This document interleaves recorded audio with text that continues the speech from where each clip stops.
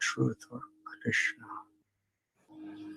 And the power of a mother's love or a father's love or a lover's love or a friend's love is only possible because the spirit soul is part and parcel of Krishna, who has the same qualities as Krishna in very infinitesimal proportion.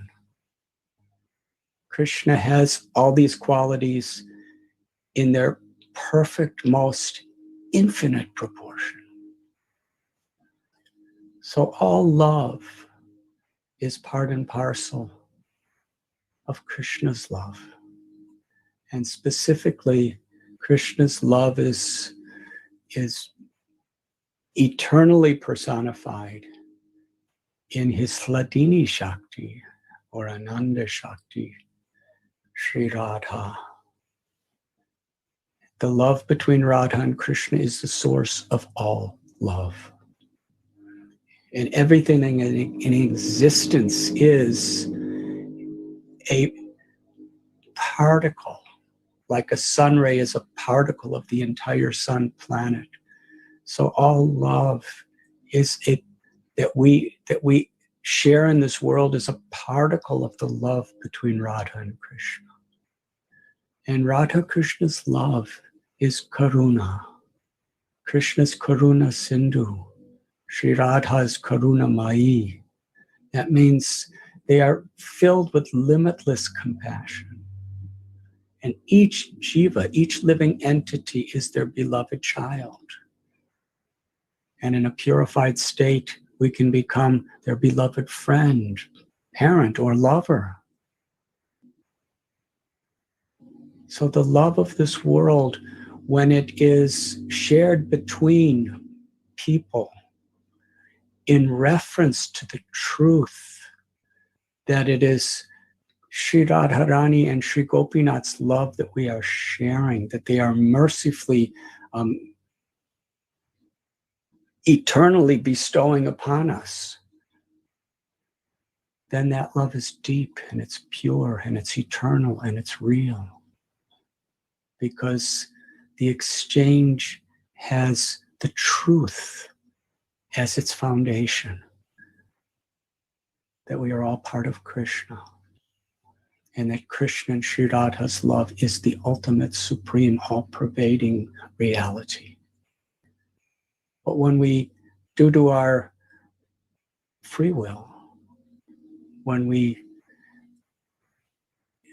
habituate ourselves to forget that, to ignore that truth, and we put our own selfish interests in the center of our life, this ahankar or false ego, that I am the body and the mind, and I am the enjoyer, I am the controller, I'm the proprietor. And we identify ourselves and are practically forced to defend our position according to our race or our nation or our religion or our caste, whatever it may be. Then our love is a reflection.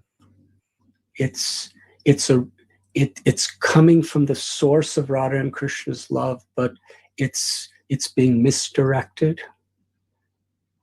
and it's covered by the illusory energy or Mahamaya. So Krishna descends, Krishna appears in this world out of love to remind us of where real happiness, real pleasure is. It's in the truth. Om Tat Sat. Om is the name of Krishna. It's an invocation of Krishna. Pranava Sarva Vedeshu. Tat is truth, and Sat means eternal. The eternal reality is that everything is in God, everything is coming from God, and in that truth is rasa. the loving exchanges that the Lord has with devotees, the loving exchanges that the Lord really has with everyone, but according to how we accept it, by taking shelter of Krishna, by surrendering our ego to serve Krishna, then we could fully realize it, taste it, the Amrita, the immortal nectar of prema. So it is that Krishna who is seated in our heart. Paramatma not only sees everything we do, hears every word, hears every thought, is a witness. We are so limited, and Paramatma is unlimited. We may be sleeping and lose conscious awareness of where we are, who we are. But Paramatma is wide awake, seeing, feeling, tasting, hearing, loving. Krishna tells, for every living being, I am the supreme, ever well-wishing friend seated in the heart. And in this way, samoham sarva bhuteshu, Krishna tells, he does not discriminate between one person and another. He's equal to all. But in that equality, he reciprocates with how we approach. Yeyatamam prapadyante tams tadaiva bhajamyam. This is Krishna. So it is that Krishna who is in our hearts, who are with us. When we pray, wherever we pray, whether we're in a lockdown or whether we're in a temple with thousands of people, or we're in a yatra, a pilgrimage with tens and thousands of people in a holy place, whether we're in the banks of the river Yamuna, or whether we're in a little flat in Mumbai, the same Krishna is in our heart, eager to reciprocate. Srila Prabhupada would say that if we take one step toward Krishna, Krishna will take hundreds of steps toward us. Krishna is so eager for us, just waiting. As the Upanishad describes, like two birds in the same tree. One bird is just watching. The friend, please come to me. I will give you everything. Everything you ever wished, beyond your imagination, you will have. You will have eternal, limitless love, happiness, peace.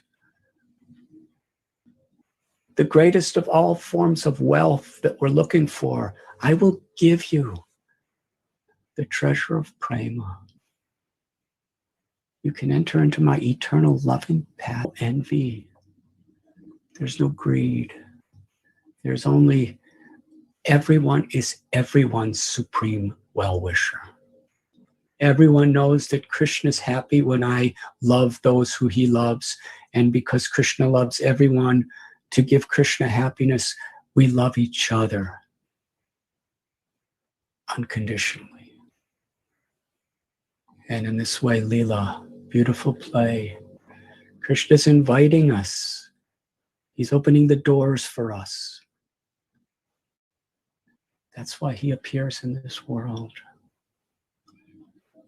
And if we could only recognize and be conscious that that same Krishna is within our hearts always, and we can turn to him there in any situation. When we're in the womb of our mother, he's watching, he's hearing. When we're on our deathbed about to leave this body, he's there. and everything in between. And even if we go to take another birth, wherever it may be, if our karma is of such a way that we have to go to an insect, that same Krishna is there with us, never leaves us. Such unconditional love. So the idea of yoga is very much to reconnect with that loving Lord that is within our heart. And the idea of bhakti yoga, yogi namapi sarvesham madgatena taratmana sharavan bhajadeyo mam sameyukta tamamata. In the Bhagavad Gita, the Lord tells that of all yogis, one who has faith and love, one who serves me with love, is most intimately connected to me in yoga and is the highest of all. So our path is to aspire for that love, to pray for that love, to be willing to accept any situation that's favorable to serve in order to attract that love. Sri Chaitanya Mahaprabhu, he gave the simple lesson of Jeev Jago, that wake up. When we're awake, that love is who we are. It's what we do forever.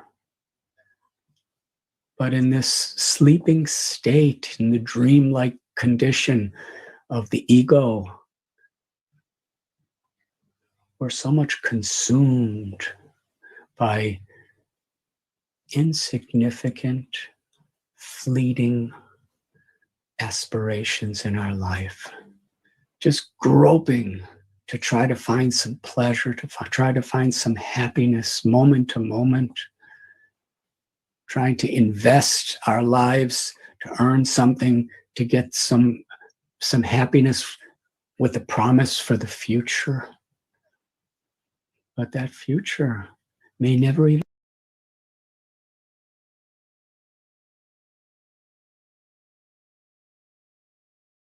come, because everything is dying in this world. Everything is temporary in this world.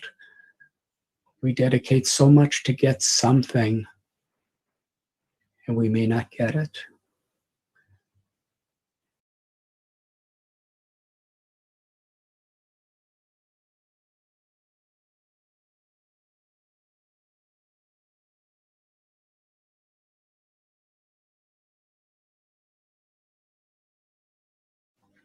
Or if we do, it's never enough, not for long. Just seated in our hearts. As we are speaking to others, as we are interacting with others, whether it be general people or Krishna's beloved devotees, whoever we're talking to, actually everyone in Krishna's eyes is beloved.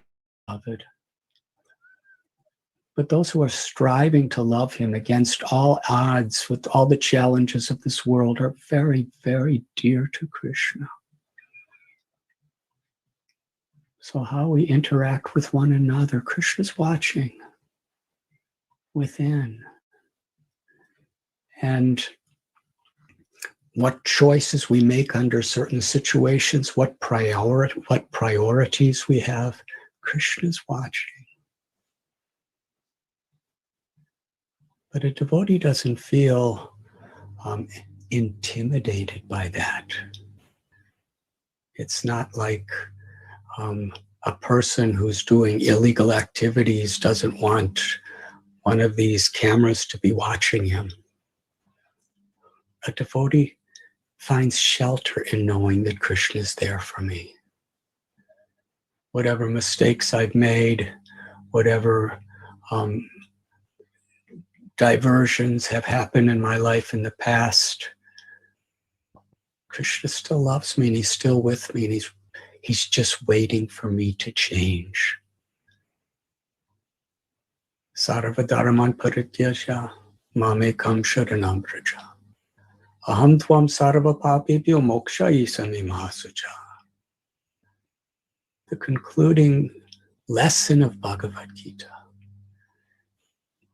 Abandon all varieties of dharma or religion and surrender. Surrender means to love.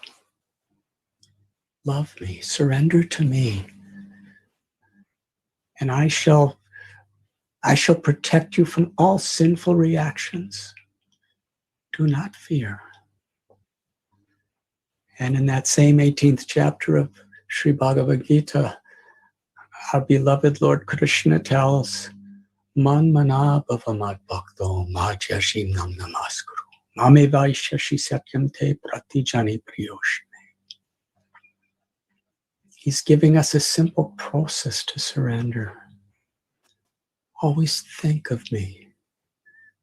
Become my devotee. Worship or orient your life in a mood to please me and to serve me.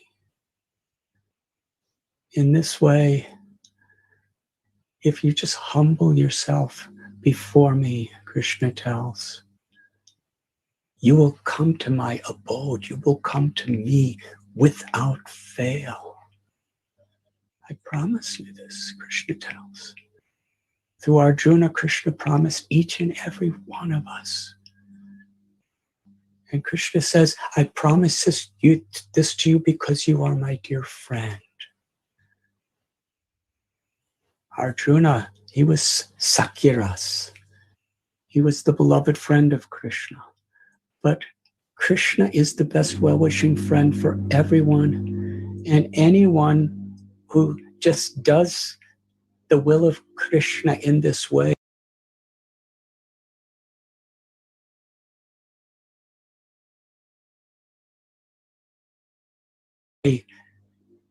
is Krishna's friend.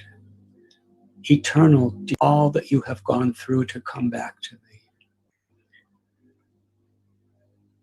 We all have that potential. It seems inconceivable.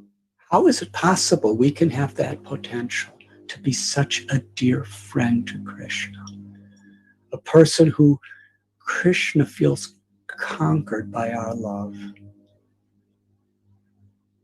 We have that potential because Krishna loves us.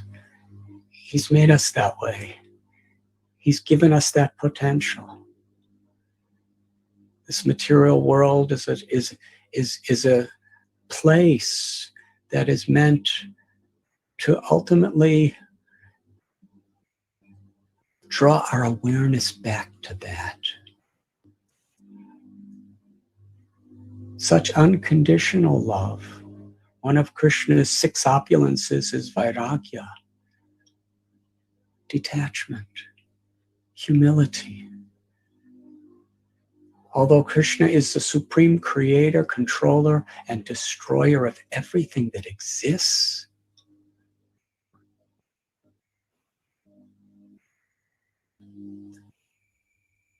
that's kind of his official role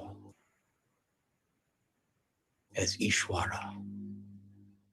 But personally, Krishna is the most playful, loving, attractive, beautiful person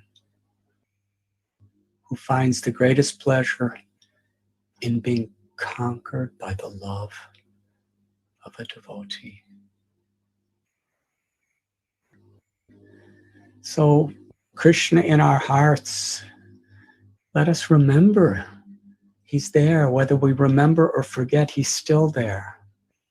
And know that, just as Gajendra was in the crocodile's mouth, it took that kind of suffering, that kind of total defeat for Gajendra to remember that Krishna's within me. And he took shelter. And that same Krishna that's within our heart is in the spiritual world and is full Bhagavan performing his divine leelas. And through the scriptures, Shastra, through our gurus, our Diksha gurus, our Shiksha gurus, through the sincere Vaishnavas, Krishna is manifesting his will. Krishna is the same Lord that is within our heart is speaking to us through Guru, Sadhu, and Shastra to welcome us and guide us home to our true, sweet home.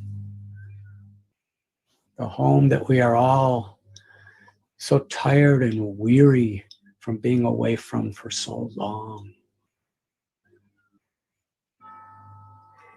Krishna appears in many incarnations. Yada yada hi dharmasya glanirvavati bharata. For the same purpose, to reestablish the principles of religion, to protect the devotees, and to remove the obstacles of the demoniac. Paritranaya sadhunam vinashaya chaduskritam dharma samstapanaradaya sambhavami yuge yuge.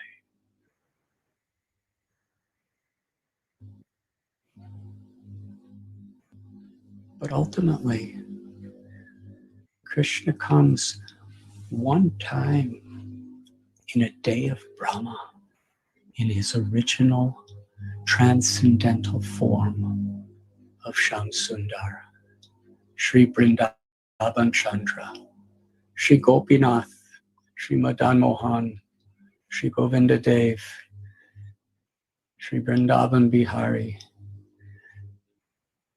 Sri Radha Raman. The Lord comes in this beautiful form of Sri Krishna of Vrindavan once in a day of Brahma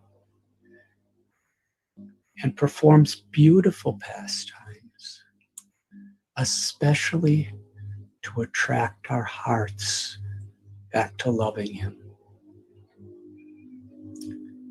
Srila Prabhupada explained that through Parasya Shaktir Vivadaya Vashruyate, through his various energies, Krishna can annihilate miscreants.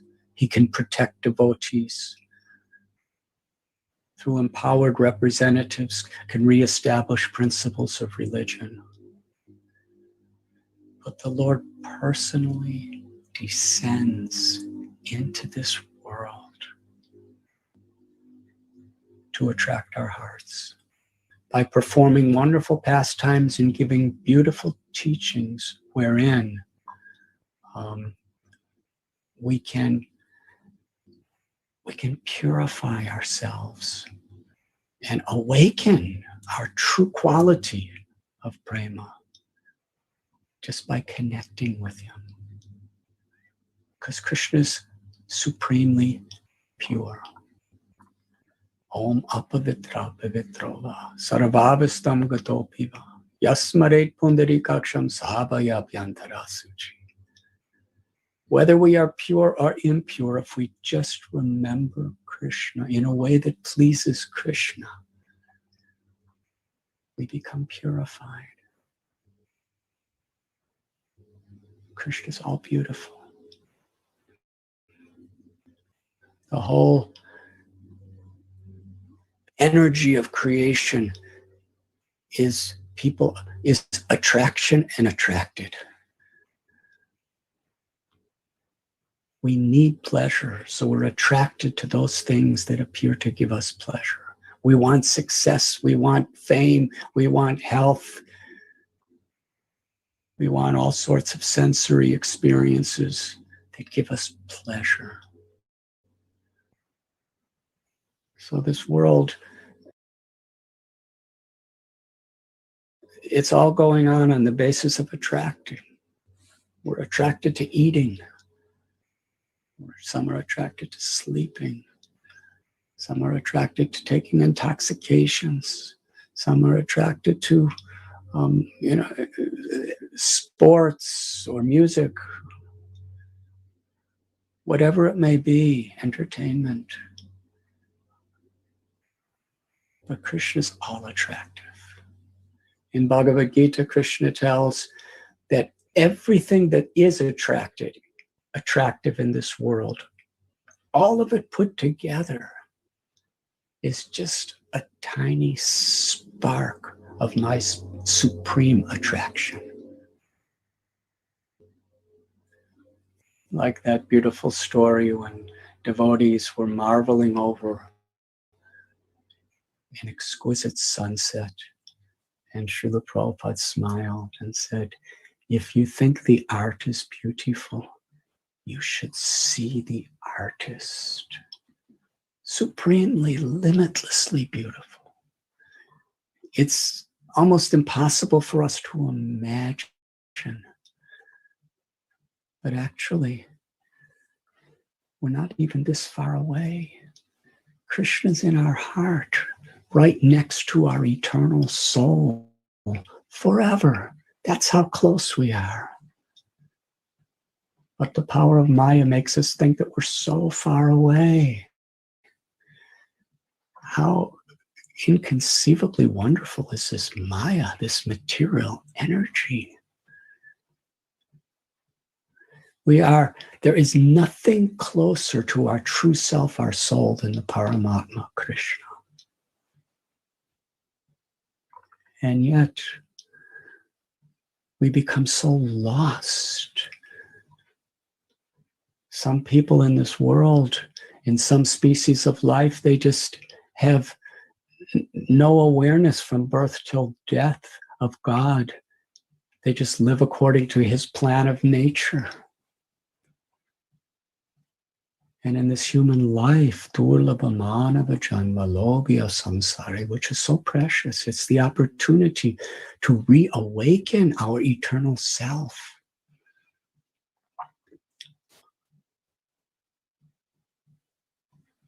People create philosophies, ideologies, sociologies, scientific thesis that ignores the very existence of God. And then when we turn to God or religion, such a strong tendency to just do it in either a ritualistic or a superstitious or a way that's serving the needs of our own egos, when its real purpose is to free us from the egos. We use religion only to build up and make our egos stronger. And even when we understand all of these things, and we're trying to surrender to Krishna, and we're performing our sadhana, we're chanting Krishna's holy names, and we're hearing Bhagavad Gita and Srimad Bhagavatam, and we're trying to worship deities and serve devotees and share this message with others, even then, how is it we seem so far away from Krishna when there is nothing in all existence? Sometimes we say we take things for granted if they're too close to us. Well, the Paramatma forever is the closest person, the closest thing, always. And he's fully alive, fully aware, filled with limitless love for you, for me, for all of us. Just waiting.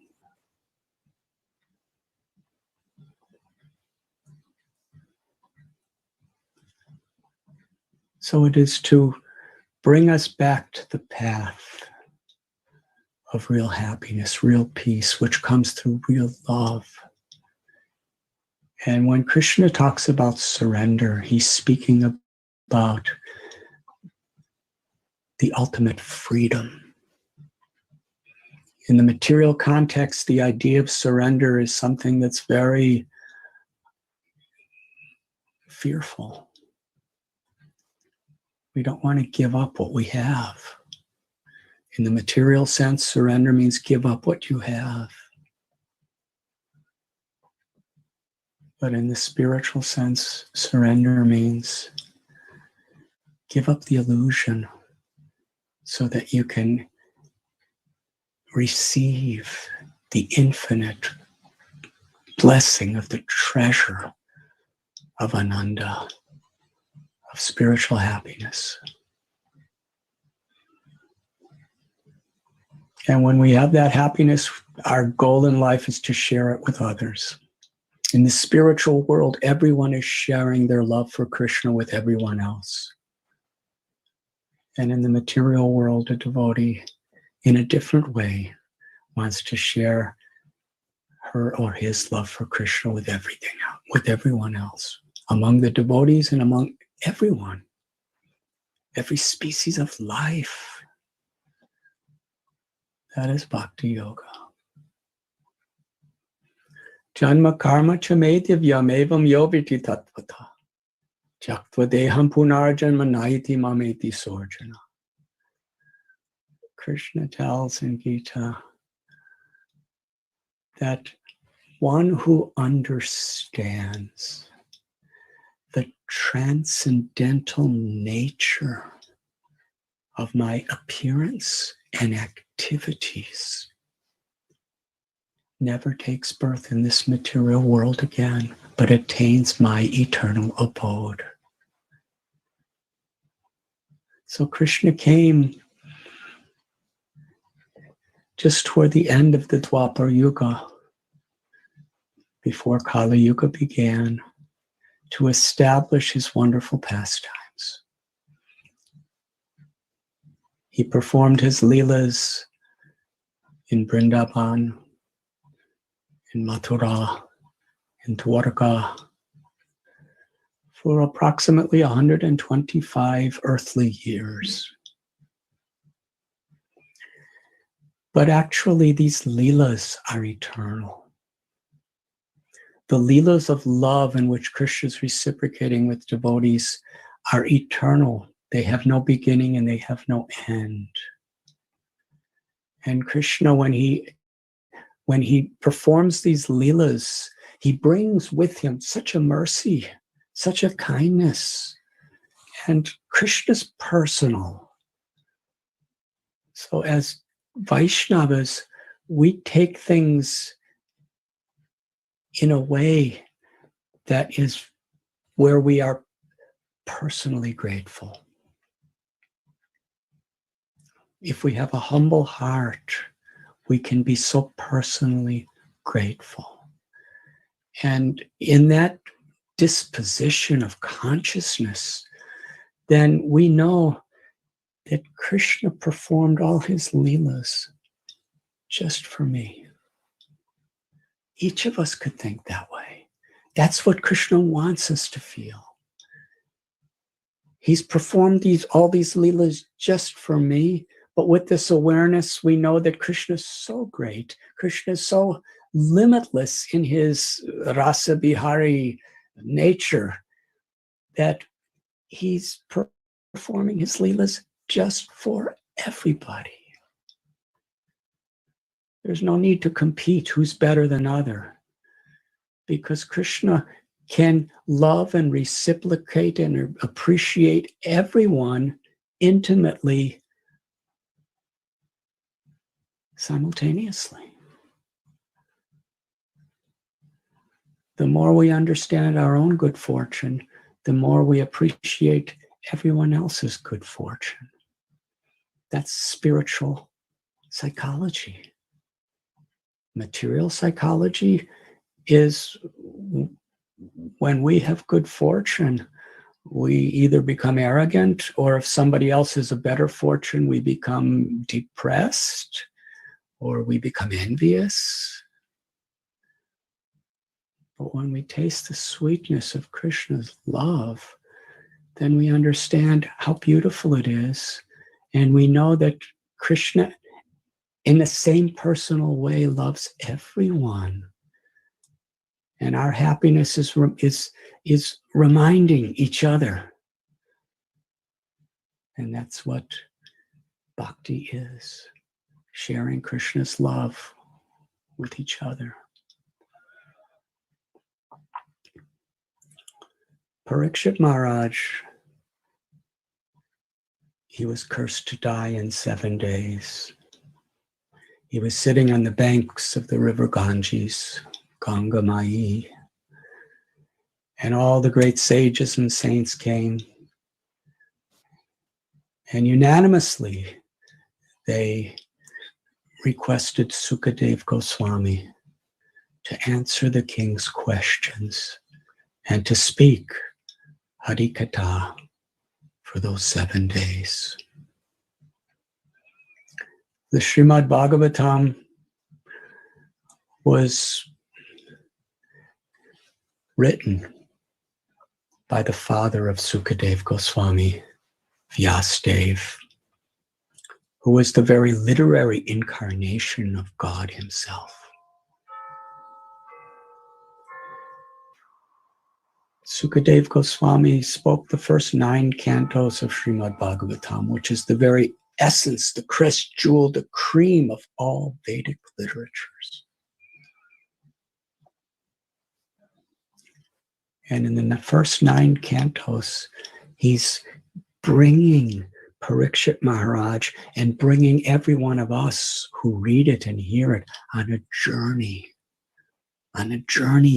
through all the various layers of material existence into the philosophy, the culture, the character, and the emotions, the realizations of divine love. And it culminates in the 10th canto. After describing so many of the primary incarnations of Krishna and the mercy of Krishna's loving exchanges between the devotees and the teachings that Krishna gives to all of us, and interesting, so many of the lessons of the Srimad Bhagavatam are in the prayers of a devotee to Krishna in his various avatars. The prayers of Kunti, the prayers of Prahlad, the prayers of Dhruva, the prayers of Ambarish, the prayers of Aranti Dev. There are so many, the prayers of Brahma and the prayers of Shiva and the prayers of the Devatas. There are so many beautiful prayers, and Krishna reveals the highest truths through the words of the devotees in their offerings of love to him, which is very beautiful. That in the expression of love, humility, and gratitude of a devotee praying to God or to Krishna in its various ways includes the most profound philosophy and directions of life. In the 10th canto, it begins with an example of how to approach Krishna. Parikshit Maharaj has for many days been fasting without food, without water, without sleep. And he knows he's going to die in just a few days at the most. But he's so eager to be with Krishna. He's so eager to be with Krishna's devotees. He's so humble. He's so grateful. This lowlyam, this eagerness, this thirst, this hunger, it's something that takes great advancement. But even if we don't have that advancement, we can aspire for that. We can put that on the pedestal of our aspirations. Parikshit Maharaj had no food or water for many days. And he's describing how he is so thirsty to hear more and more about God, about the supreme truth.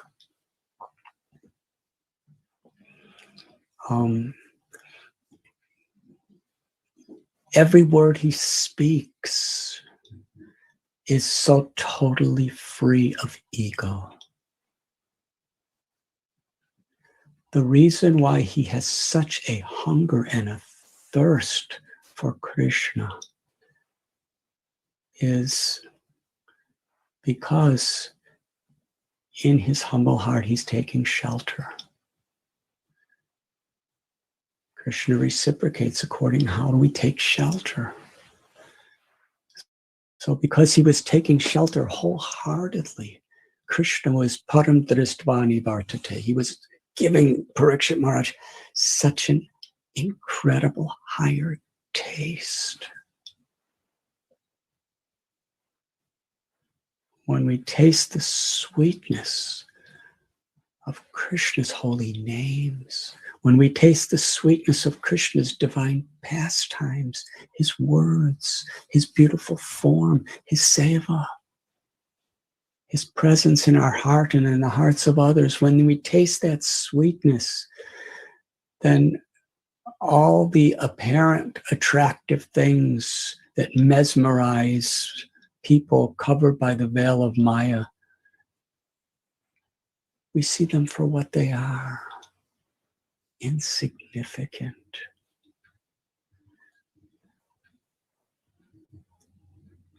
But in proportion to how we take shelter. Parikshit Maharaj, he was remembering the very beginning of his life in the body that he had.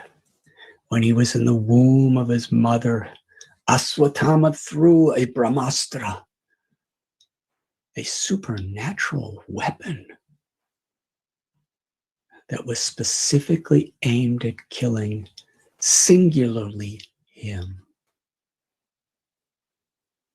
This flaming weapon, which was more powerful than an atomic bomb, but was so accurate and precise, it would only touch its target and nothing else.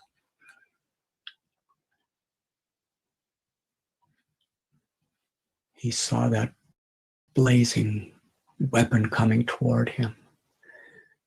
And his mother was crying out to Krishna, please save my child.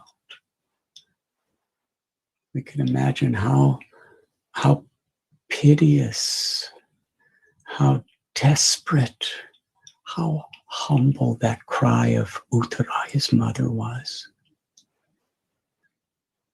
Her only child.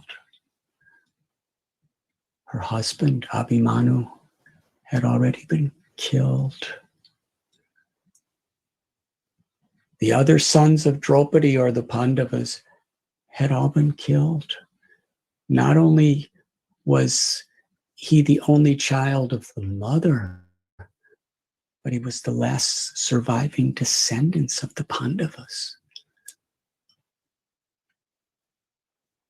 But Uttara was not thinking so philosophically or sociologically. She just loved that little baby more than her life. And now this power was coming from a tremendously gifted warrior that there was nothing she could do about it. We read about Draupadi's helplessness when she was being stripped by Dushasana. Well, Ashwatthama was even more powerful than Dushasana.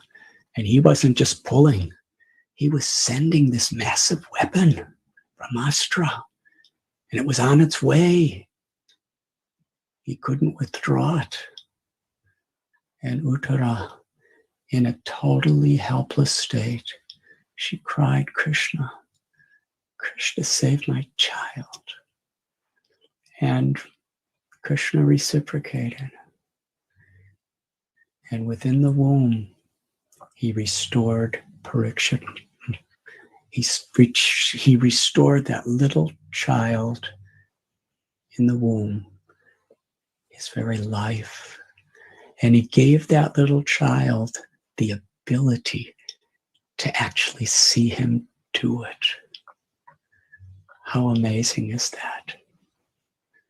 The first thing Parikshit Maharaj ever saw, usually a baby, the first thing they see is when they come out of the womb. But Parikshit Maharaj, the first thing he saw in his life was within the womb. It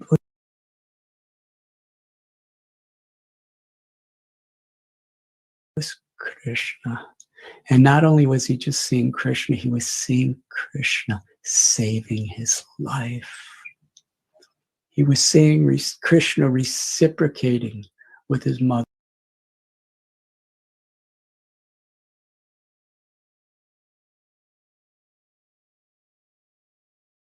There's prayers.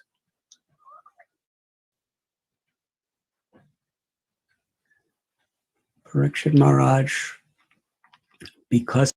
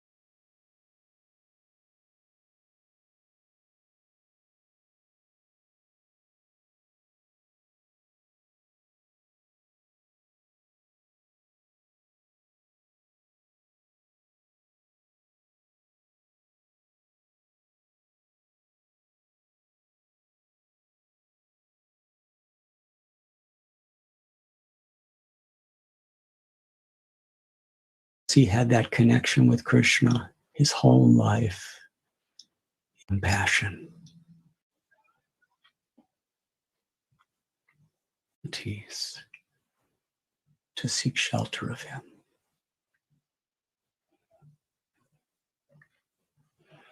Parikshit Maharaj understood the value of being with devotees, being with liberated, enlightened people. And in that association, he was just longing to hear more and more about Krishna. And as Sukadev Goswami was speaking, Parikshit Maharaj was becoming more and more attracted to Krishna.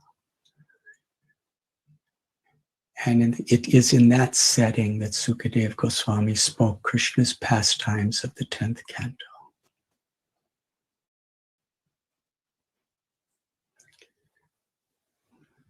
Who is Krishna? From the perspective of Vrindavan, there's a beautiful chapter that Sukadev Goswami speaks. And I'd like to just briefly share this today on Janmashtami.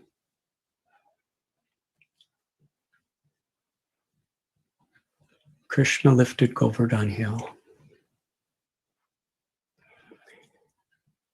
And he fulfilled so many purposes in doing so. His devotee, Indra, who actually assumes very high responsibilities on behalf of Krishna within this creation, became affected by the influences around him. He had beauty, incredible power, incredible wealth, incredible fame. He had all material opulences that are beyond anyone's imagination in this little earth. And having all those things is part of his service. But even as a devotee like Indra, we have to be very careful. We read about how Bharat Maharaj, he was a great devotee, but in his inattentiveness and without proper association, he became so materially affectionate and attached to a little deer, that so much was forgotten. But Krishna, who's merciful, restored him. Even though he took birth as a deer, he had the full consciousness of his mistakes in his previous life. And he fully took shelter of Krishna as Jad Bharat. Krishna is always affectionate to devotees. Yasya hamana grinami harisheta dhanam shanai. Krishna will give us or he will take away according to what's best for us. Srila Prabhupada told us that his father once said to him that when Krishna wants to take away from you, he has 10 hands and you only have 2. So that you can't hold on to anything. And when Krishna wants to give to you, he has 10 hands and you only have 2, so you can't even receive it all. That is Krishna. But Suhridam Sarvabhutanam, whatever he does is always as a well-wisher, as a friend, to show his love for our immortal, eternal soul.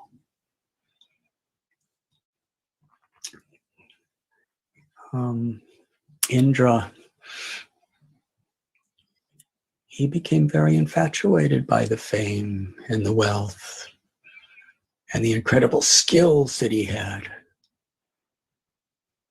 And because of that ego, the ego covers, even though Krishna, the Lord he prayed for, was living in the world as a little cowherd boy, he could not recognize him.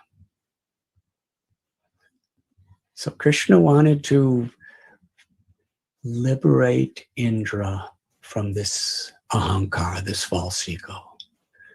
And such a wonderful pastime. In the process, he gave so many lessons that are enshrined in devotees' hearts forever. When the rains came and Krishna lifted that gigantic mountain, Govardhan, with one little finger of his, and he held it up for 7 days and 7 nights, effortlessly. And he was only 7 years old. The Brajabasis under Govardhan Hill, Krishna reciprocated fully with each one of them. Even though he was standing in one place, he wasn't touching anyone, he was only Giridhari. Through his glance, through his smiles, he was fully enchanting the hearts of everyone. The gopis, Sri Radha, the Sakis, the Manjaris, and other gopis, Nanda, Yashoda, and all of the elder gopis and gopas, the Saka friends, the cowherd boy friends of Krishna, the servants, the cows, the peacocks, everyone felt, I belong to Krishna, Krishna belongs to me. Krishna was fulfilling everyone's innermost desires 24 hours a day for 7 days under Govardhan Hill. The rasas exchanged. Our acharyas tell that as there was a great storm, massive storm from the most powerful clouds of creation pouring outside and over Govardhan Hill, under Govardhan Hill, there was a massive, infinitely powerful storm of prema that was completely showering upon everyone. The shower of grace. And there was rainbows above the hill, and Krishna's peacock feather was like a rainbow that was illuminating everyone's hearts under Govardhan. his smile, his moving of eyebrows, the loving glance of his lotus eyes. And sometimes with his right hand, he would play upon his flute while holding Govardhan Hill up with his left. The beautiful ambrosial sound, the deepest ecstasies of his love for each devotee coming from his heart. He was blowing through his flute. And to each person, the sound was individual and intimately just for them. The cows would raise their ears and cry. The peacocks would dance. The river Yamuna would stop flowing. Everyone was mesmerized with love because it wasn't just music. It was in sound vibration, the personification of Krishna's infinite compassion and love for all beings, and each person taking it so personal. And ultimately, when Krishna plays for Sri Radharani, and everybody in Vrindavan really knows that he's playing for Sri Radha, that makes it even more personally intimate with them. That is the nature of Vrindavan. So this was for 7 days. And Indra was ultimately humbled. In those 7 days, with all the tornado, hurricane, and massive winds that he was sending, and all the rain, he could not move a single particle of dust. He could not remove a single leaf from the tens and thousands of trees. He had no effect. Then he realized Krishna's God. Krishna's Para Brahman, the Supreme Brahman. And the rain stopped. Krishna put the hill down. And afterward, all the devotees of Vrindavan, they were not thinking Krishna's God. They just couldn't. He was just too lovable. Even though they saw him do things that were impossible, still they considered him to be so vulnerable, because in presenting himself that way, he attracted a more intimate, a most intimate form of love for him in each of their hearts. So the Brajavasis, when Krishna put the hill down, they were massaging his limbs because he must be very tired and it must be hurting. And they were giving him so many foods because he must be hungry. And they were doing many pujas to protect him from calamities. It was beautiful. They were embracing him, crying in love. Just how wonderful is Krishna.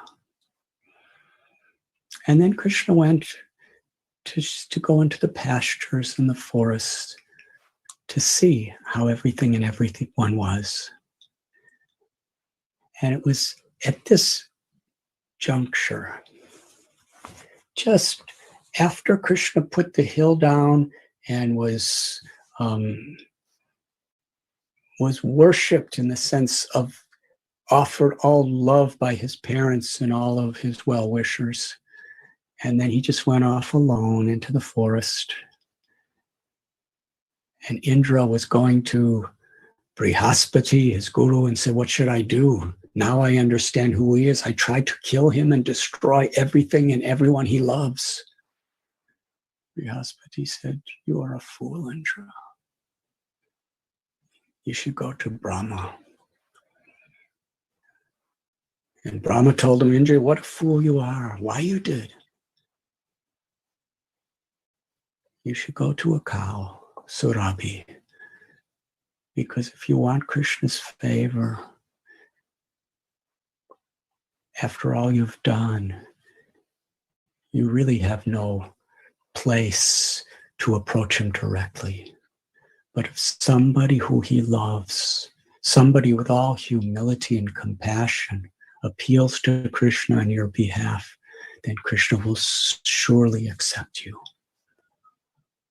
So that Indra, the king of the Svargaloka, approached Surabhi, a simple mother cow, and she felt compassion to him. The nature of a Vaishnava is compassion, Krishna's compassion. And she brought Indra to that place. And meanwhile, just before that happened,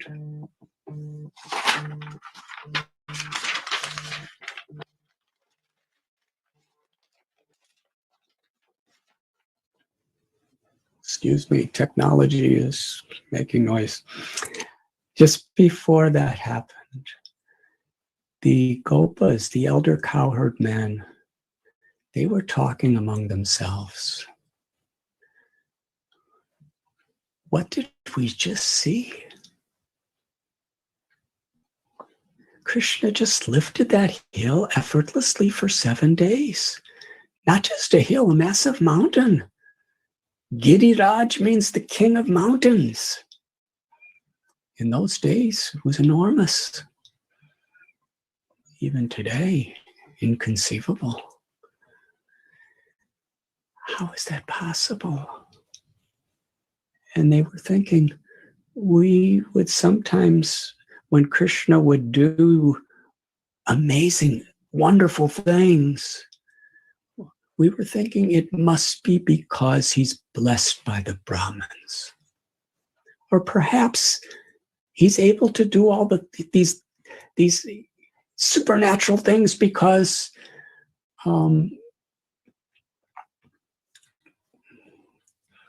Nanda Maharaj, his father, because of his good fortune, Krishna is being protected. Or perhaps it's because he's such an innocent child, the Supreme Lord Narayan is always having mercy upon him and empowering him to do wonderful things. That's the way we used to think. But now, after seeing him lifting this mountain for 7 days, how is it possible? It's only possible if he's God, if he's Bhagavan, if he's the supreme truth, if he is Narayan. No one else could do these things. But how could he be? Because he's just like an ordinary child. He loves to be cuddled by us. When we embrace him, he smiles and feels so much shelter in our embrace. And when we don't give him proper attention, he becomes so morose. He even cries. And sometimes he's hungry and he cries for food. And sometimes he's thirsty. And sometimes in his hunger and thirst, even after he's fed nicely, he comes to our homes and steals our butter, steals our yogurt, steals our ghee.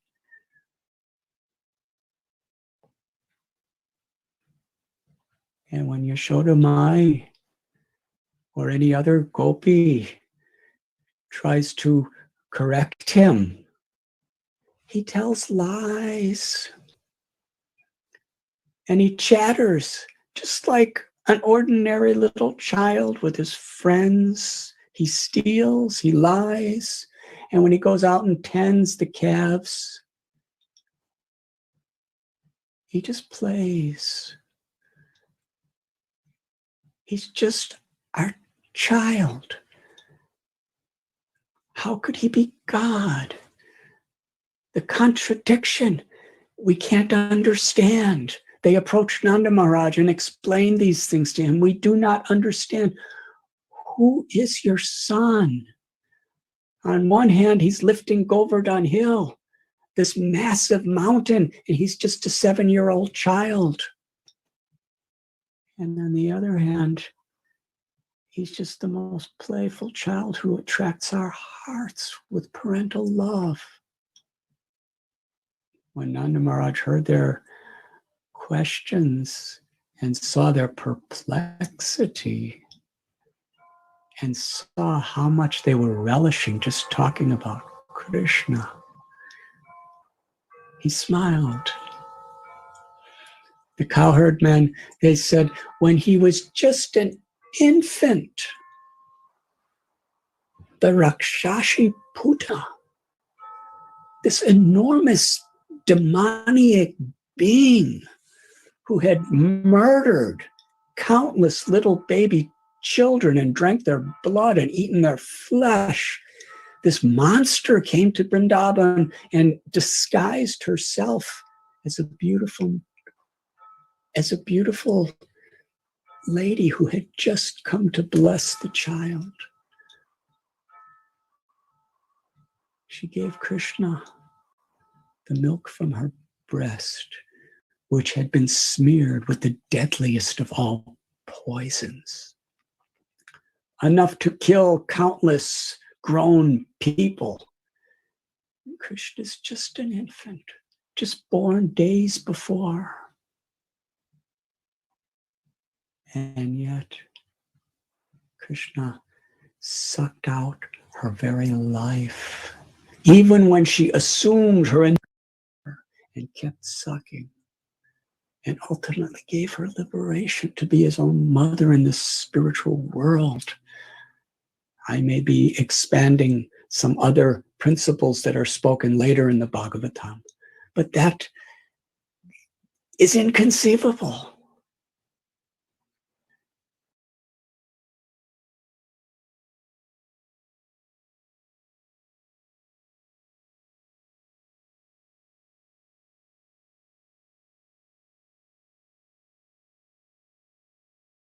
And that same Krishna, when he was only 3 months old,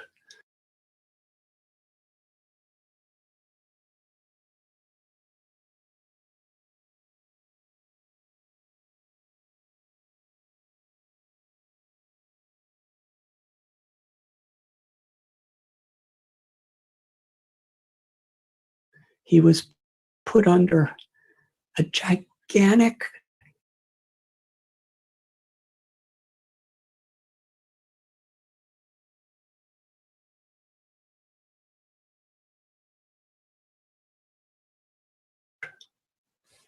and later it was revealed it was Sakatasura, a ghostly Asura demon who came to destroy the child. And when Krishna was only 1 year old, Kamsa had sent Trinavarta, a mystic terrorist who came to Vrindavan in the form of a whirlwind and personally blinded everyone so no one could see anything. Dust was everywhere.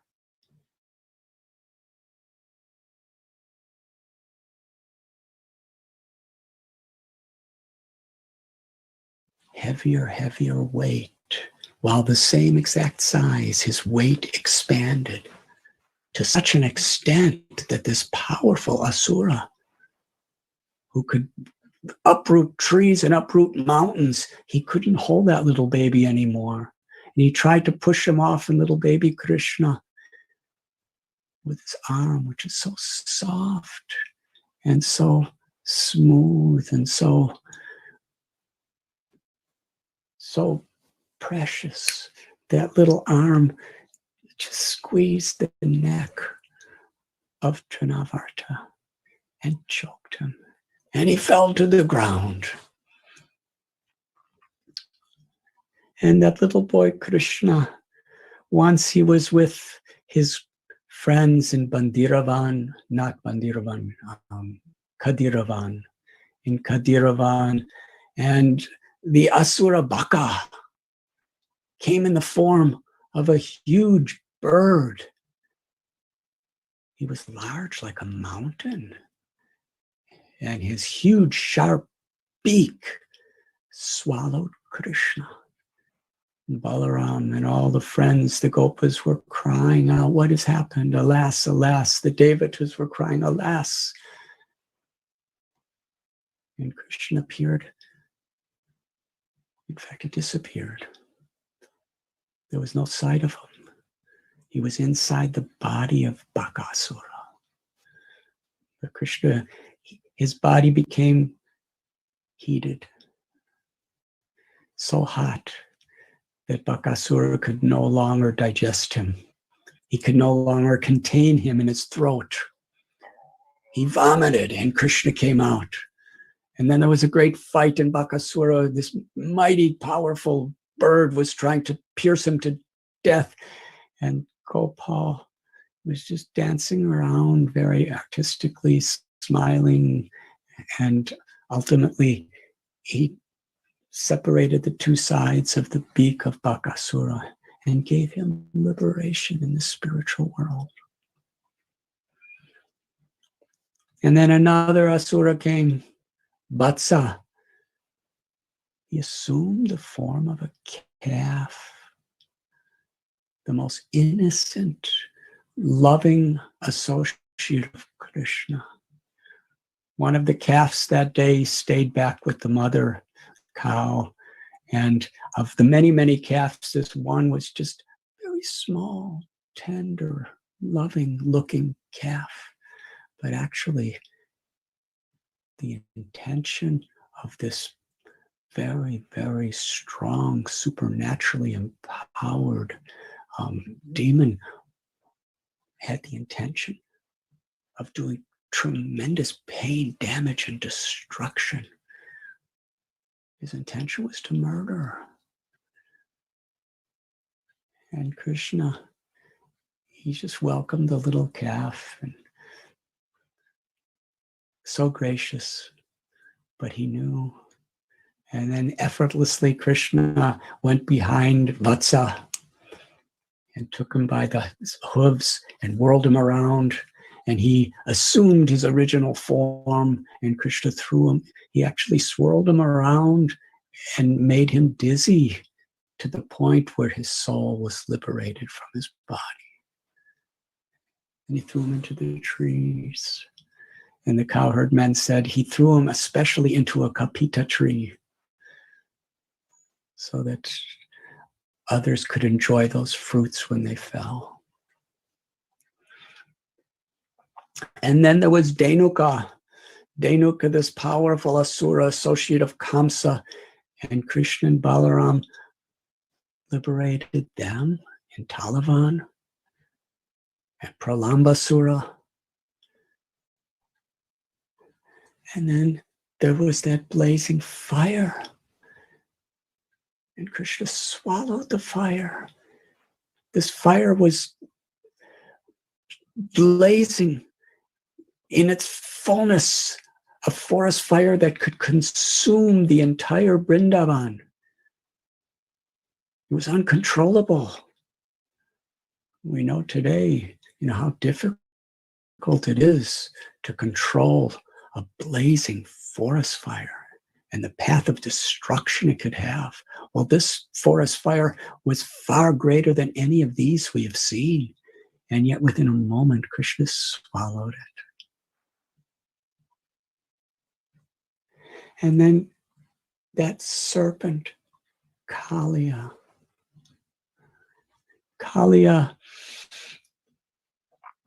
he poisoned the lake to such an extent that nothing could live anywhere near it. Even the birds would die from the vapors of the poison way up above the sky. And Krishna, after being within the coils of Kaliya for what seemed to be an endless period of time, and we were all fainting, and we were all unable to continue living, seeing Krishna in that condition, helplessly in the coils of Kali. That was their love for Krishna. Sri Radha and the gopis, they loved Krishna so much. They didn't see him as God, they saw him as their beloved in the most precarious condition. And Nanda and Yashoda and the elder gopas and gopis, they loved him as their own son. During the Brahmavi Mohan Lila, Krishna actually personally became the children of all the cows and all the gopas and the gopis of Vrindavan, and personally for 1 year reciprocated their love.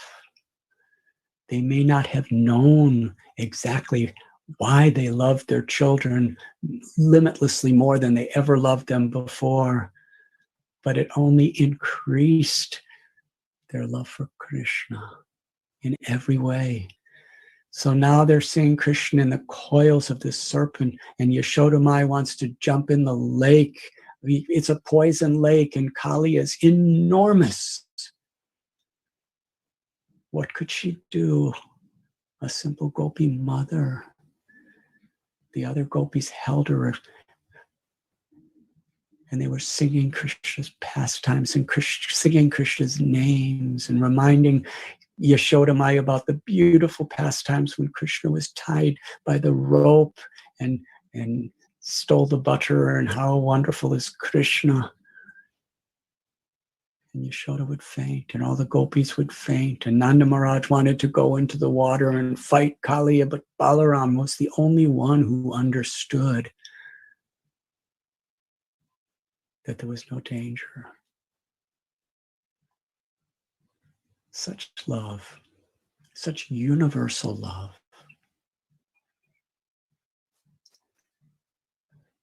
Imagine in that situation, the Brijabasis, they were totally one with each other in their loving concern for Krishna's well-being.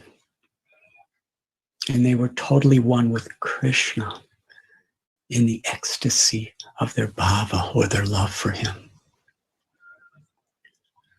And Krishna slipped out of the coils and danced on the hoods of Kaliya.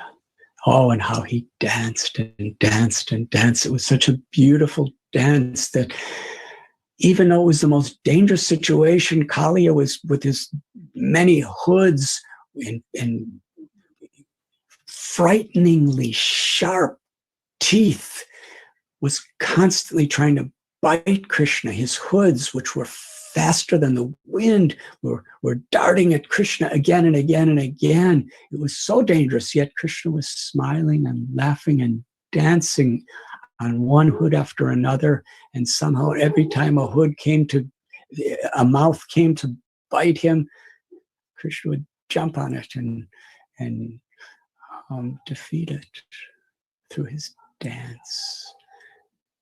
His feet, which are softer than the softest of flowers, softer than the softest of all soft things in all of creation, are Krishna's lotus feet. And they're so beautiful. And yet to Kaliya, every time his foot came down in those most meticulously, artistically beautiful dance steps, it was like a thunderbolt crashing on his head. And ultimately Kaliya surrendered. The Nagapatnis, the consorts of Kaliya, came and prayed to Krishna to forgive him. The same principle we spoke about with Surabhi and Indra. When a devotee who loves Krishna intervenes on our behalf, then Krishna hears their prayers. That is his nature forever. The Nagapatnis prayed, Krishna, please forgive him. Now, look at him, he's humble. He wants to take shelter of you. And even though Kaliya could not listen to the Nagapatnis, he thought they were sentimental. He was just too caught up in his own ego and his own pursuits for power and fame and prestige and all of these things. He was so obsessed in this ego of being great and conquering and being better. He couldn't listen to the Nagapatnis. They were simple-hearted. But their example did have a place in his heart that he could not recognize. And in the same way, even people, when devotees, by their example, by their good wishes, by their efforts to try to help someone, even if it appears that there's no response, something is there inside. And when the right time comes, it actually can save us.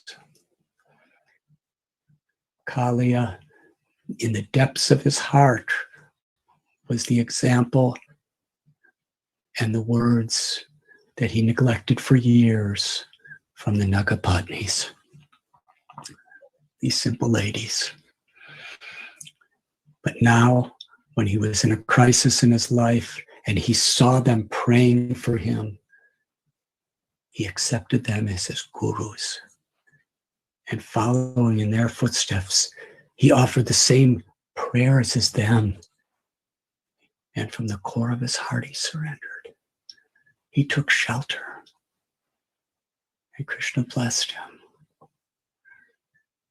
The cowherd men were remembering all of these things and discussing, how is that?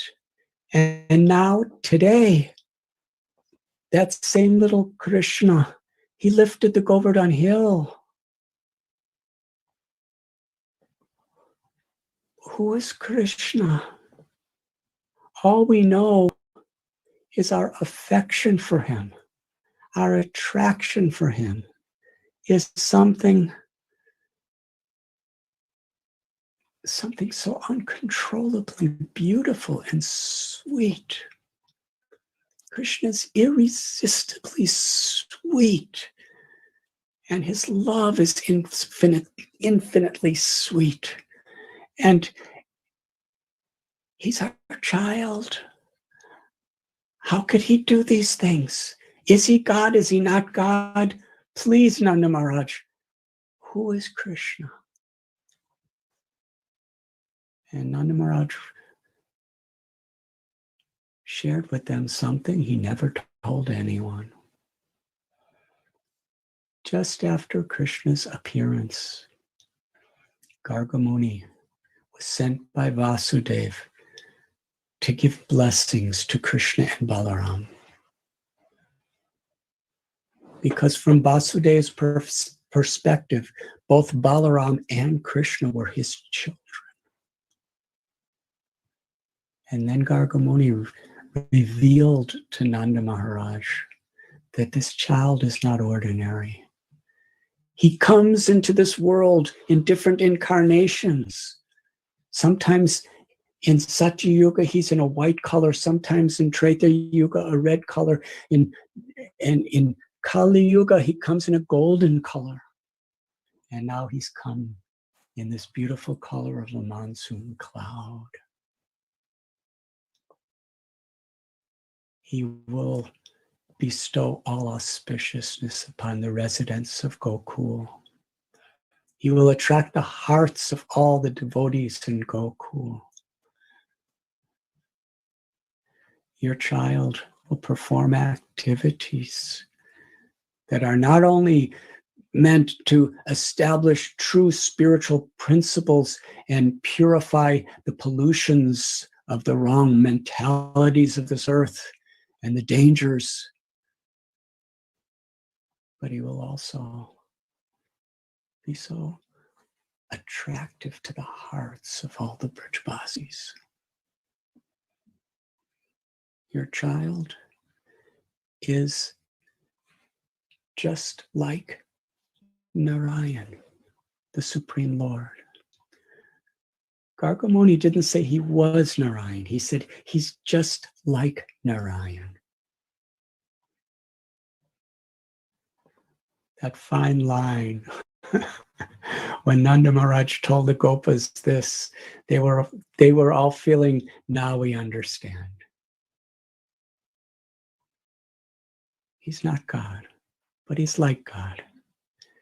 And in this mood, as Krishna performed his Leelas, Nanda, Yashoda Mai, and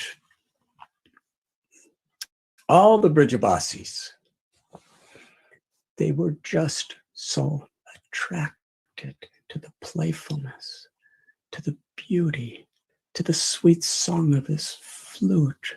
Sing how tender and loving.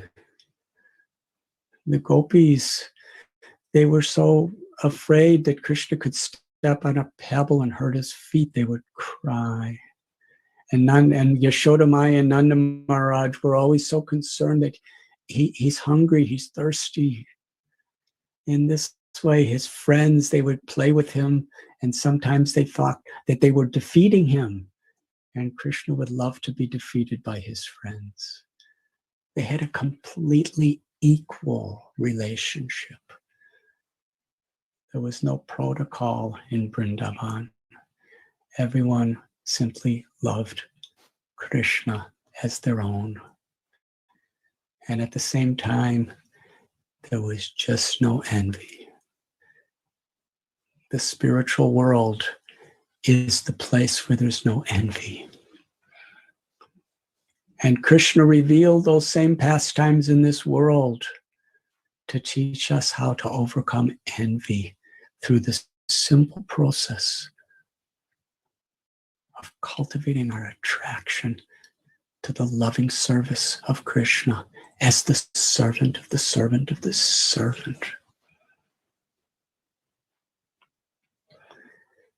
The appearance of Krishna, we know the beautiful story of how Mother Earth, she approached Brahma because she was being exploited. And every living being on this earth is the child of Mother Earth. She's the universal mother. She saw her children being exploited due to arrogance and greed.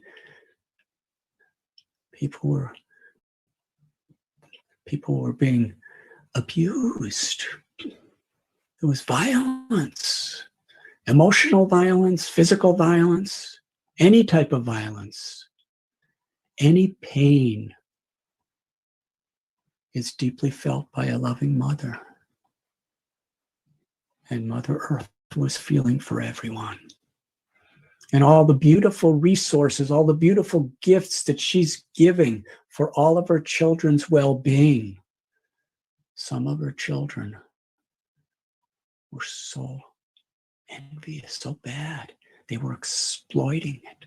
They were polluting it.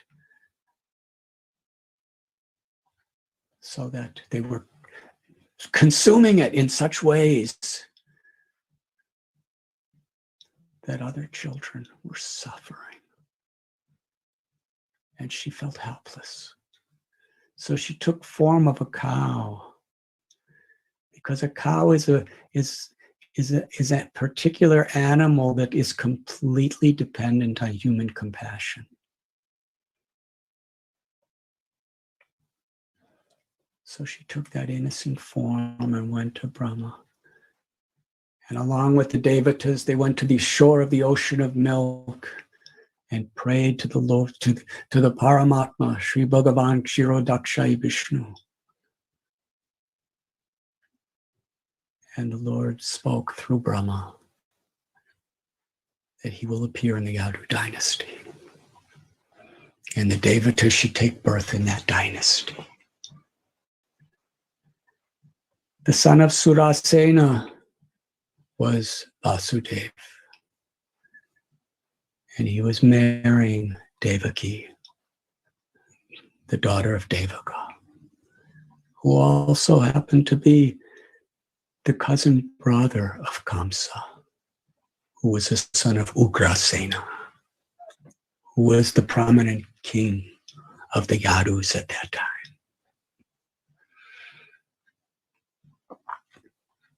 During the marriage ceremony, everything went so auspicious. It was so nice. It was such a celebration of the heart for everyone. Everyone loved Vasudeva, everyone loved Devaki, and everyone was well-wisher coming there to give blessings. And after, on Vasudev's chariot, he was going to bring Devaki to his home. Kamsa, this royal prince, the son of Ugrasena, he said, please, Devaki, let me show my affection for you by personally driving your chariot. Such an affectionate gesture, apparently. As they were moving forward, an unembodied voice resounded. Kamsa, you are a fool. The 8th child of your sister Devaki will be the cause of your death. Upon hearing that, Kamsa changed in every way. Fear, anger, arrogance, envy, all these qualities poured out from him. And with his left hand, he grabbed Devaki by the hair, and with his right hand, he drew his mighty sword. Now, it is said that Kamsa, either of his arms had the power of 10,000 elephants. And with a sword that was compatible with the strength of his arms, he was just on the verge of severing the head of his own sister due to fear for his own safety, for his own position. Devaki was helpless. And even Vasudeva, there was nothing anyone could do. Vasudeva pleaded with Kamsa. He praised Kamsa. Please, you are such a pious man. Don't you know what type of sinful activity this is? And he was speaking beautiful philosophy about the nature of the soul and the nature of the body and the nature of the laws of karma and the nature of the next life and the nature of happiness in this life. But Kamsa could not hear a word because he was completely obsessed in his false ego.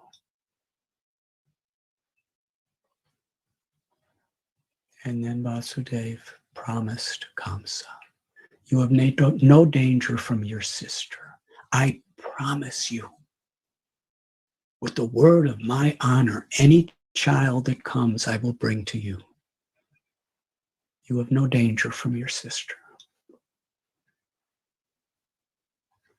Vasudeva had such character that Kamsa knew 100% for certain if Vasudeva gives his word, he will never go back on it. And on that basis, he freed them.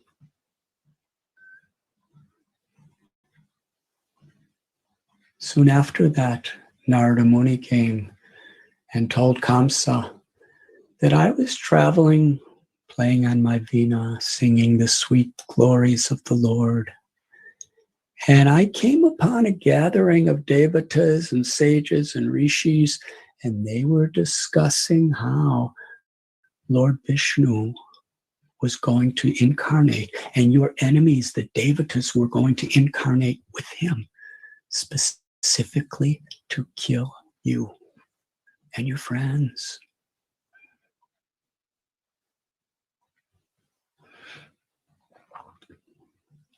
In fact, Kamsa, in your previous life, you were named Kalanemi, and you were killed by Vishnu. So you better be careful. Narada Muni stirred things up because he knew deeply exactly what was the truth of what was about to unfold. Narada Muni mysteriously was everyone's well-wisher. And he was an instrument to bring the Lord to this world. Kamsa became very angry. He put Devaki and Vasudeva in shackled chains in a dungeon prison house. And his associates, Denuka, Pralama, Arista, they began to plunder all directions. And wherever there was goodness, they tried to destroy. Meanwhile, 6 children were born of Devaki. And in that prison, Kamsa murdered each and every one of them right before the eyes of the mother and father, Devaki, Vasudeva. Then Krishna approached Yogamaya and told him, you take birth as a daughter of Yashoda. But before that, my first expansion, my dearest brother, Balaram, is going to appear in the womb of Devaki. But actually, his eternal mother in the spiritual world is Rohini. So transfer Balaram from the womb of Devaki to Rohini. And you take birth as the child of Yashoda. And I will enter the womb of Devaki. After the 6 sons of Marichi, who represented lust and envy and anger and greed and anger and illusion and arrogance, after they were removed, Srila Prabhupada quotes Vishwanath Chakravarti Thakur that Devaki represents bhakti.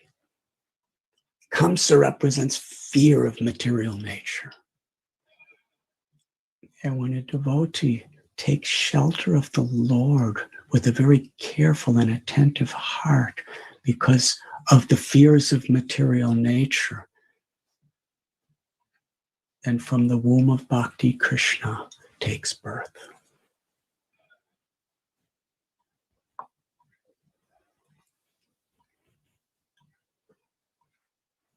And in the process, lust and anger and envy and greed and arrogance and illusion are all removed.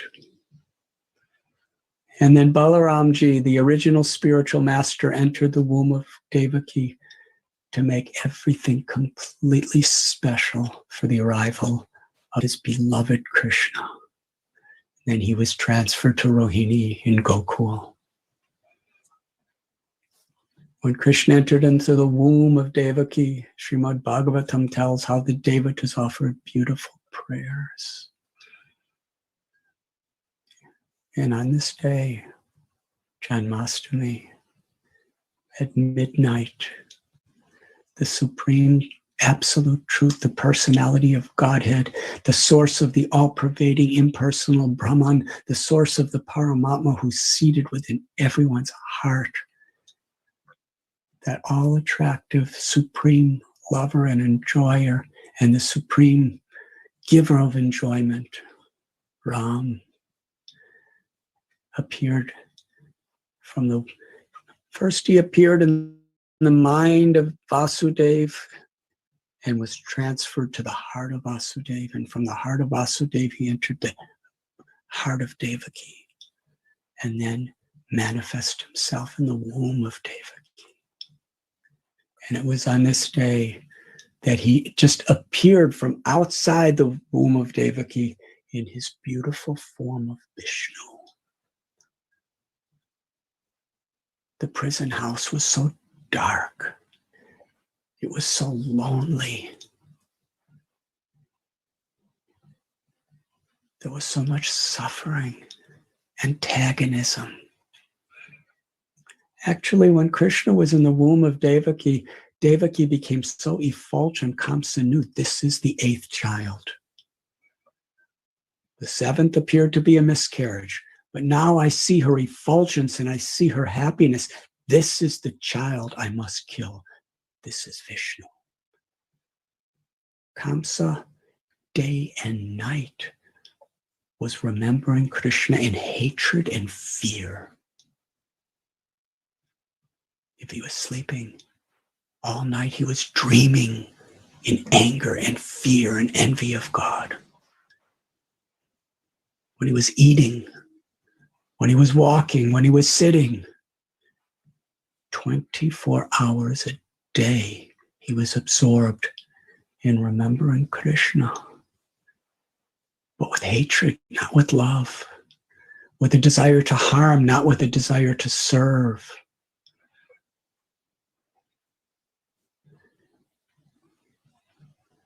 Meanwhile, Krishna appeared in the prison and at that time everyone fell asleep except Vasudeva and Devaki. All the guards, everyone in Mathura was asleep.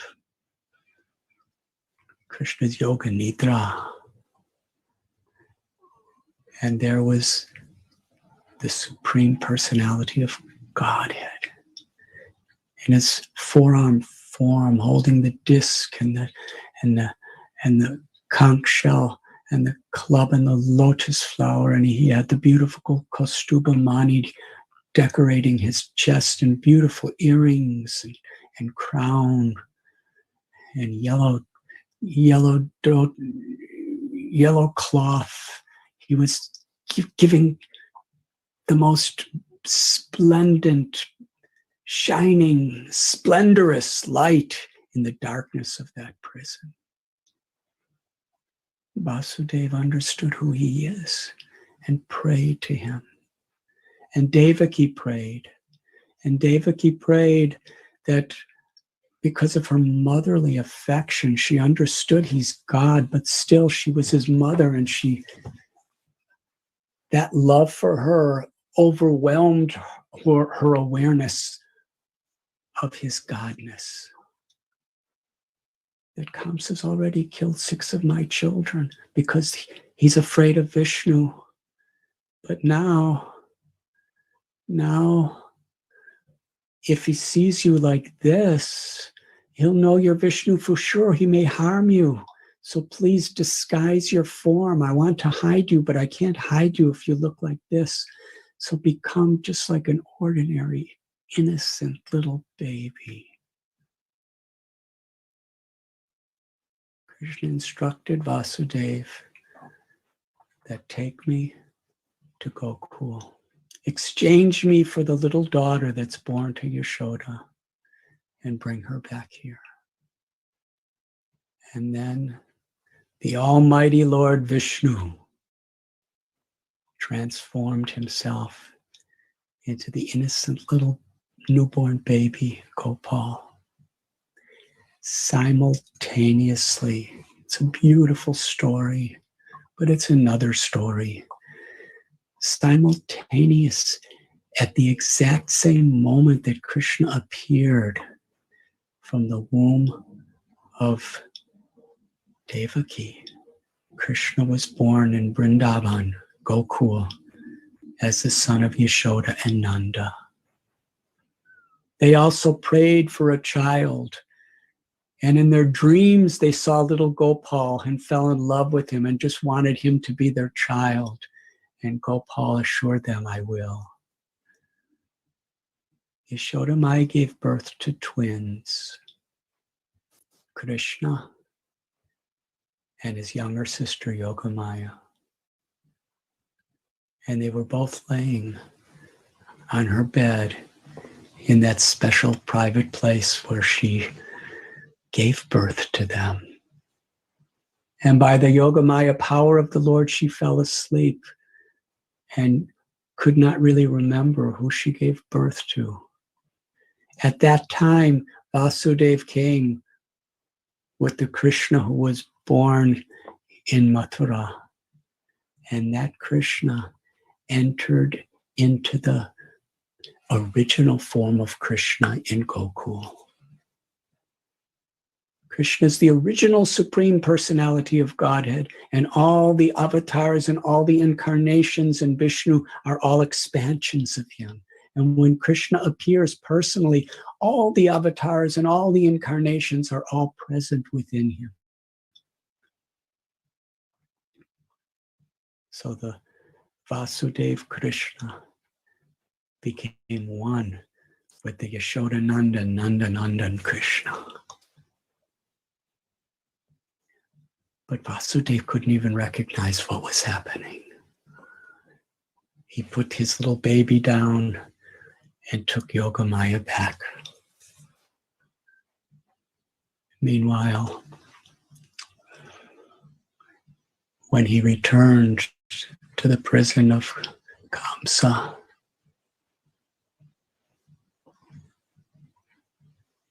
he put the little child, the little daughter, in Devaki's lap, and all the shackles locked on their legs, and all the prison doors again locked, and everyone woke up.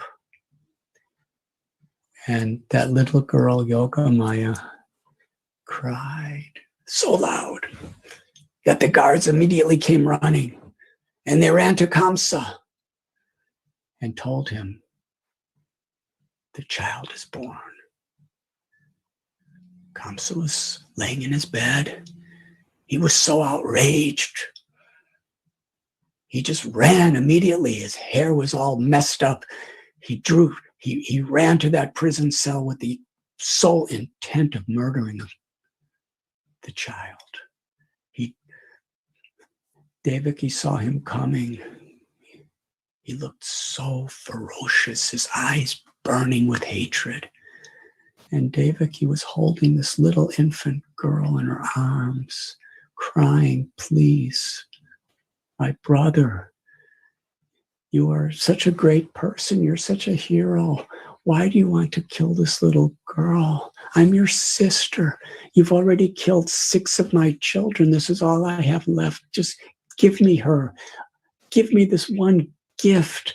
Let me have this daughter. The beautiful thing about this, of course, there's so many beautiful things that are impacted within any Leela of the Lord. But Devaki, she was crying from the core of her heart and pleading for the life of this little girl. And this was one child that she knew was not her own. She knew that this girl was the daughter of Yashoda. Still, Devaki loved that child as much or more than she could ever love her own child. That was the loving relationship that she had with Yashoda and the compassionate nature of Devaki's heart. She was crying and pleading for the child of Yashoda. This is a little girl. You have nothing to fear from her. I promise. Just give me this gift. Kamsa, so ruthless, he grabbed that child out of Devaki's hand and lifted her to smash her to death against a stone. But as his arm was raised, the little child mystically slipped out of his hand and went into the sky and manifested her form of Durga, riding on a lion with 8 arms, with celestial weapons. And she told Kamsa that the child, why do you want to harm and kill me? What use is that? The 8th child of Devaki has already been born somewhere else and will be the cause of your death. Stop causing harm to your sister and your brother-in-law. There is no sense in it. Durga disappeared. that was such a shock to Kamsa. He actually became repentant. He begged and pleaded forgiveness from Vasudeva and Devaki for all the harm he caused them. And he started speaking philosophy about the nature of destiny and begged them to forgive him. Vasudeva and Devaki, seeing his repentance and their pure heart, they totally forgave Kamsa and became peaceful. And Kamsa set them free. So everything seemed so all right. Meanwhile, Kamsa told his associates what just happened, what Durga had just said. And his associates completely changed his mind. They told him, "You are so powerful, you are so great. Even the demigods fear you. Why should you compromise? If we destroy the Vaishnavas, if we destroy religious principles, if we destroy the good things of this world, then Vishnu will not survive here. So let us destroy it all." And they decided any child born within 2 weeks before anywhere in the area, in the kingdom, will be killed. And soldiers and armies went out, and Rakshasas went out hunting for children to kill them.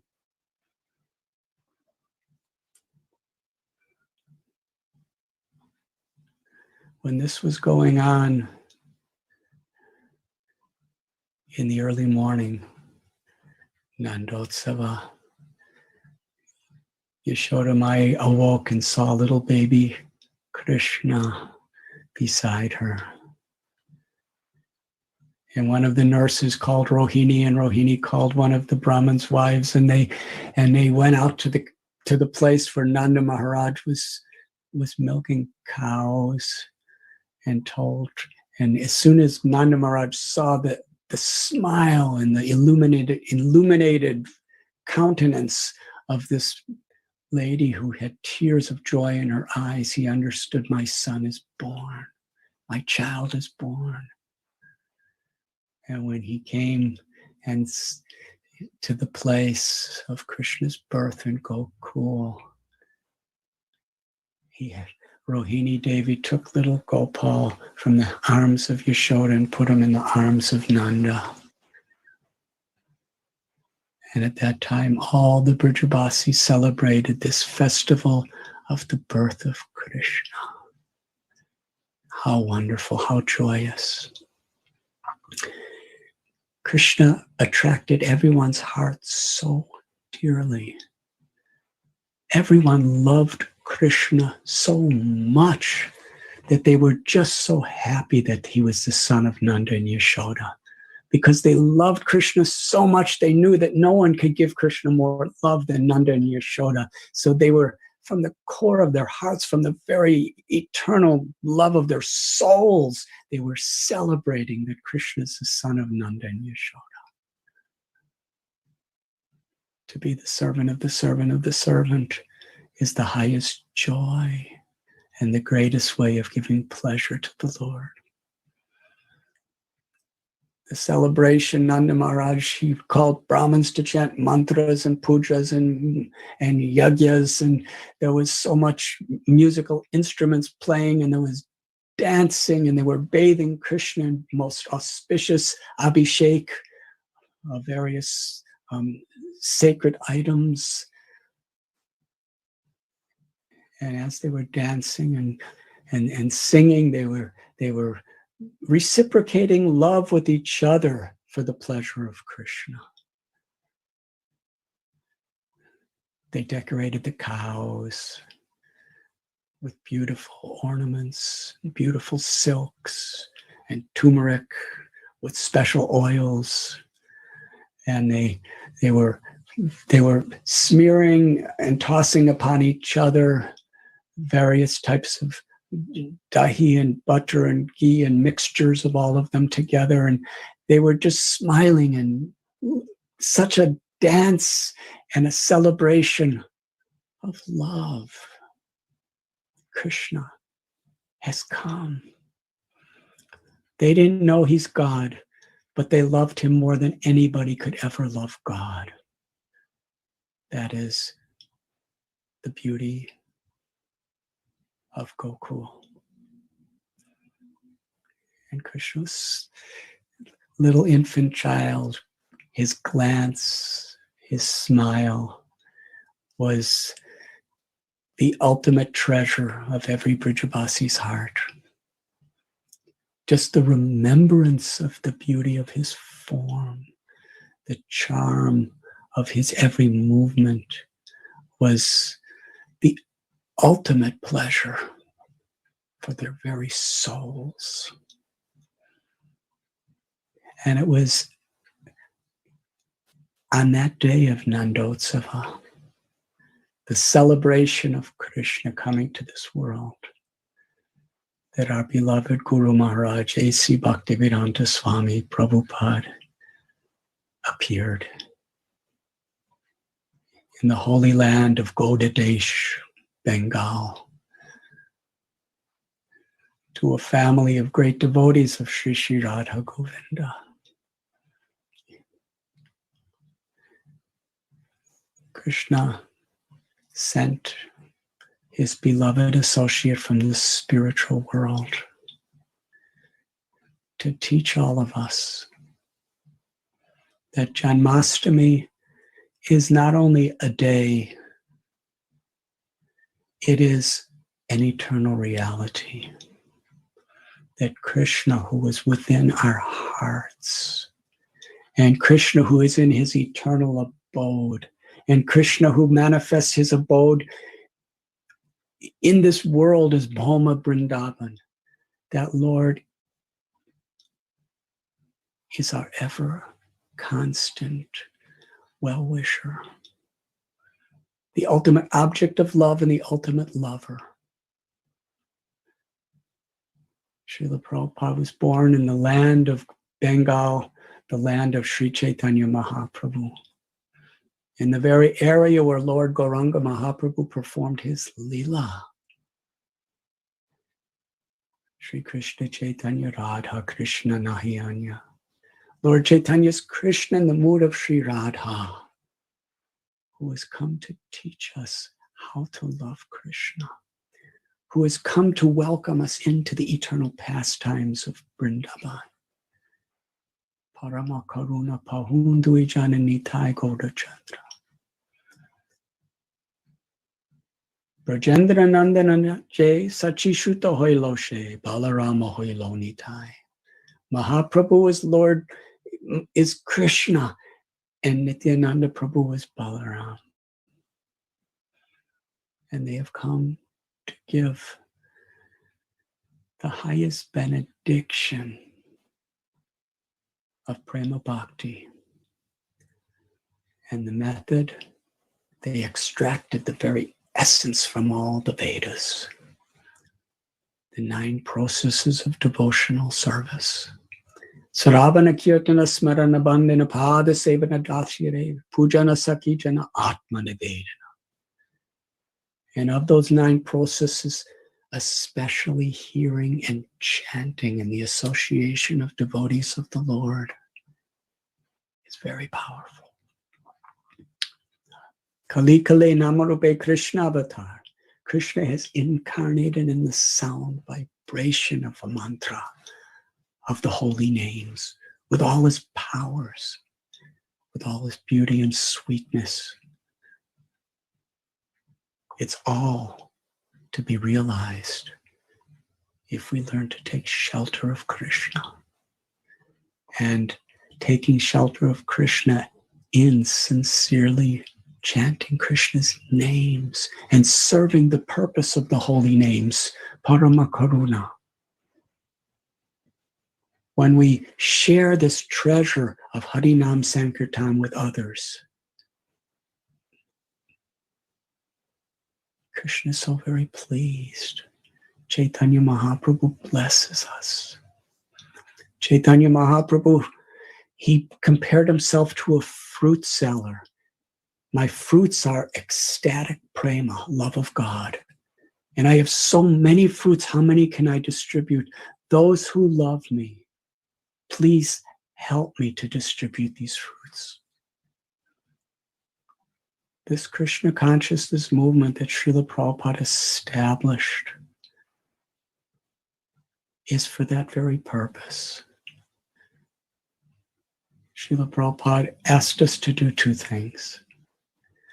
Just open your heart to receive what I have given you and share it with others. The holy names of Krishna, the Srimad Bhagavatam, the temples and the deities in the temples, the community of devotees. Prabhupada has given all this to us to take it seriously and to share it with others. And Srila Prabhupada was born on Nandotsav, on the day of the celebration of Krishna's appearance in this world. And actually, Krishna was born in lockdown. Devaki, Vasudeva, they were locked down. They were quarantined to the maximum extent. And they also had to see so many people die. It was a very gloomy situation. It was a very dark place, and they couldn't go anywhere. And it was in that scene that Krishna appeared to them. Krishna Surya Samaya Hayandakan, to give light to the whole world. So each of us may be restricted due to this COVID-19 coronavirus. Kamsa's like a virus. Kamsa locked down Devaki and Vasudeva and caused the death and suffering of so many. And it was that scene that Krishna appeared. So there's no material situation that can impede our spiritual progress if we take shelter. We take shelter of the association of devotees, whether it's physically in the temple, physically sharing our homes, or whether it's through Zoom or Facebook or any of these other internet media devices, or whether it's through the books that Srila Prabhupada has given us, to treasure the association of devotees, to value the association of devotees in whatever way we could connect. Not to expect things to go our way, but to adjust to whatever the situation is, to treasure and seek out the association of devotees in whatever way we can. To seek out the treasures of knowledge of these holy books. And to seek out the shelter of Krishna's names by sincerely, attentively, in our japa, in our bhajan, in our kirtan, crying out for Krishna's mercy. And then today and every day, we can celebrate Krishna's appearance in our hearts and in our lives. I wish you all blessings and grace on this holy day of Janmashtami. Srila Prabhupada ki jai. Shri Harinam Sankirtan ki jai. Ananti Koti Vaishnava Vrinda ki jai. Shri Shri Radha Gopinath ki jai.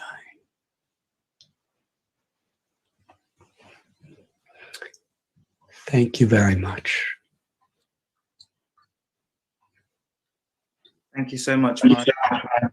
Enlivening, beautiful and nectar-filled class. And thank you everyone for tuning in from around the world. We had nearly 3,000 people, Maharaj, tune in for this class. And just a small reminder that His Holiness Radhanath Swami will also be addressing all of us tomorrow, the same time, 8 p.m. IST, 3:30 p.m. UK, and 10:30 a.m. Eastern Time on the same channels. So thank you so much, everyone, for attending. And thank you once again, Maharaj, for your time.